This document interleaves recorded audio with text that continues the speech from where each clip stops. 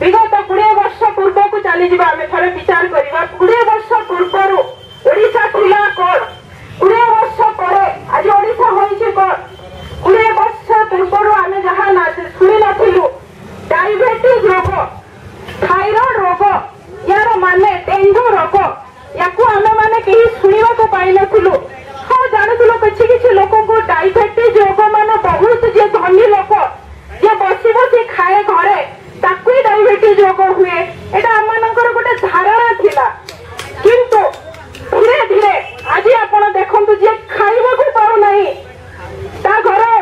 चुली जळुनी सी आज डायबिटीज आक्रांत हो जाउछि कोन पाई डायबिटीज रोग थायराइड रोग यार मुख्य कारणटा कोन जे परिवेश प्रदूषण आमे जो परिवेश रहिछु स्थल दूषित जल दूषित आम सब किसी दूषित आम जो छिड़ा सी भी दूषित आम जो पानी पीछे सी भी दूषित तेरे आम गोटे थर आसिक आपण सहर में पशि विभिन्न प्रकार रैली करी विभिन्न प्रकार आपण सचेतन कर चलीगला यार परिणतिटा आपण पूरा माने परिपूर्ण भाव में बदली जीव एटा आम भी जानी ना आज्ञा हम ना केवल आपण निजे मैंने चाहिए जो दिन निश्चय सचेतन होगापाई से दिन ही परिवेश सचेतन हो पार ओडिशा सचेतन हो पार देखु प्रथम आम 20 वर्ष पूर्वर